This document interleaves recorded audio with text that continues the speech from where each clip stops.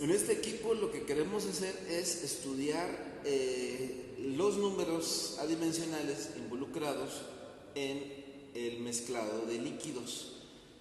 Los números a saber son el número de Reynolds de agitación, el número de Fraude y el número de potencia. Básicamente queremos obtener una correlación, ya sea por ley de potencias o una correlación gráfica, que es lo que se utiliza en función del agitador utilizado. Lo que nosotros vamos a hacer es empotrar nuestro eje con la ayuda de unos prisioneros en esta parte. Nosotros vamos a elegir la propela que queremos. Aquí, como ustedes pueden ver, tiene precisamente el prisionero que yo voy a poder apretar con una llave Allen. Se empotra y lo puedo hacer girar. ¿Cómo voy a obtener los datos? Es muy sencillo. El líquido que generalmente usamos es un suavizante de telas. Llenamos este líquido, este tanque, de aproximadamente 20 litros, y lo que hacemos es encender el agitador, ¿sí? Acá en la consola del equipo yo tengo el voltaje, tengo la corriente, voltaje y corriente me da la potencia, así que en todo momento yo sé cuál es la potencia del motor, y acá yo puedo, mediante el potenciómetro, hacer girar a mi motor a diferentes velocidades. Tiene un sensor de movimiento. Ese sensor de movimiento me da el número de revoluciones por minuto. Entonces, con el número de revoluciones por minuto, transformado a revoluciones por segundo, el diámetro de la propela, la viscosidad del fluido y su densidad, yo puedo calcular el número de Reynolds de agitación. Además, puedo calcular el número de Fraude, y el número de potencia también lo puedo calcular derivado de que tengo también la potencia misma del motor. Con esos datos yo puedo hacer una correlación matemática que me ayude a mí a predecir cuáles van a ser las necesidades energéticas del sistema de agitación para diferentes sistemas líquidos y a qué velocidades las quiero agitar. Eso lo explicaré en una parte más adelante del video. Bueno, una vez visto el equipo con el que vamos a trabajar, simplemente detallaré algunas cosas brevemente. Esta es una diapositiva que muestra un sistema de agitación típico. Obviamente hay un motor, como ustedes lo pueden ver, empotrado en la parte superior. Algunas veces está alineado con el centro del tanque, que puede ser circular, generalmente es de sección circular. Hay una especie de reductor de velocidad para darle la velocidad deseada. Hay ramas sumergidas que funcionan como deflectores para romper las líneas de corriente y generar mayor turbulencia. Obviamente el eje, el agitador o la propela. Y bueno, la válvula de drenado. Obviamente este tanque es llenado hasta un cierto nivel. Todas estas consideraciones deben de ser vistas antes de fabricar o de diseñar un sistema de agitación adecuado. La propela en sí mismo requiere ser considerada. Aquí vemos varios tipos, no son los únicos. Tenemos aquí el tipo de hélice o agitador marino de 3 palas. Es un agitador generalmente bastante utilizado. Una turbina simple de pala recta. También tenemos una turbina de disco. Este caso tiene 1, 2, 3, 4, 5, 6 palas. Puede haber de 4, puede haber de más palas. Generalmente eso es un número muy utilizado, de 6 palas. También, bueno, tenemos el agitador de pala cóncava, de diseño similar, nada más que como su nombre lo indica, hay unas concavidades en las palas. Y bueno, tenemos también la turbina de pala inclinada. Todas estas son simplemente intentos o nuevos diseños para alcanzar un mejor desempeño en el sistema de agitación.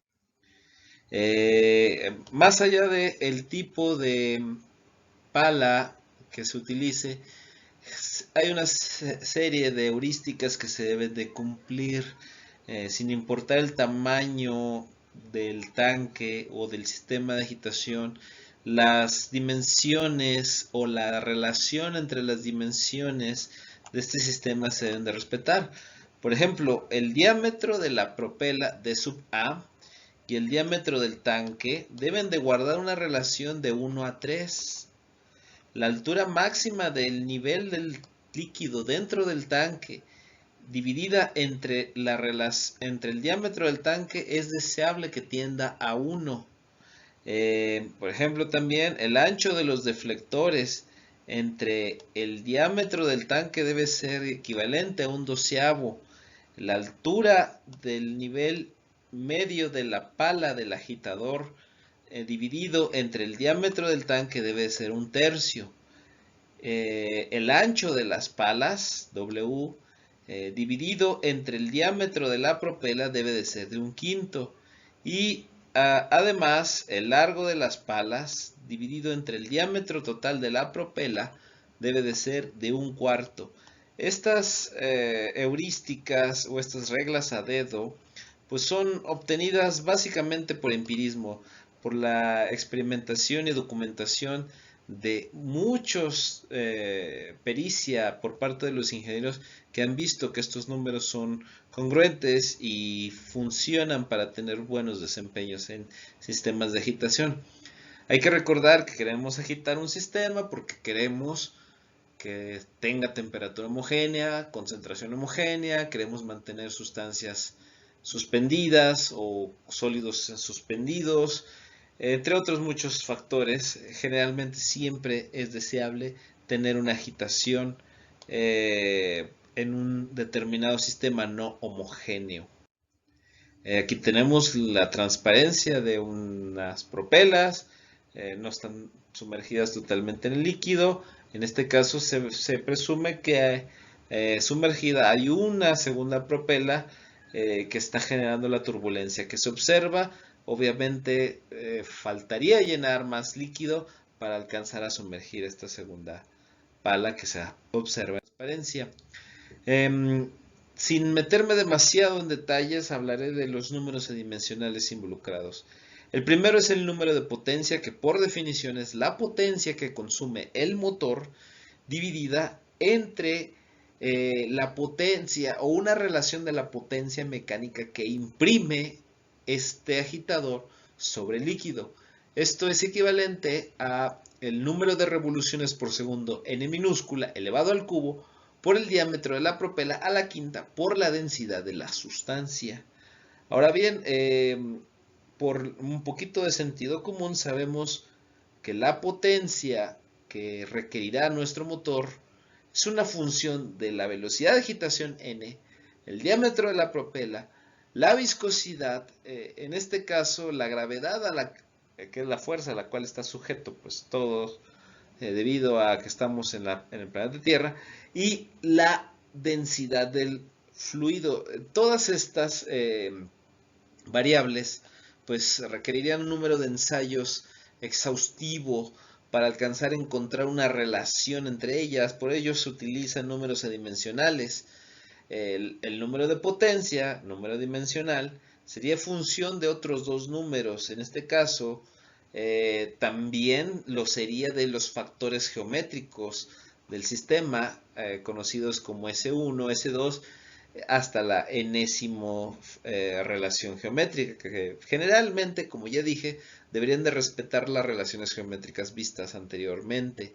Estos números pues son el número de Reynolds y el número de Fraude.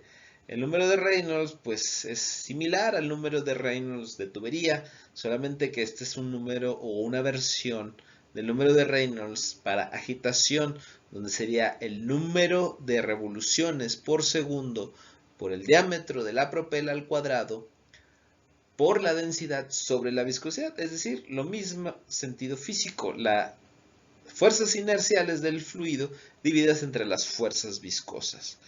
Y bueno, generalmente esto suele graficarse para tener un comportamiento predictivo de saber tal es el número de Reynolds de agitación que yo quiero lograr, cuál es la necesidad energética que yo requiero para poder satisfacer este sistema. Y bueno, como ustedes pueden ver, hay gráficas reportadas que están en función del tipo de propela que se utiliza.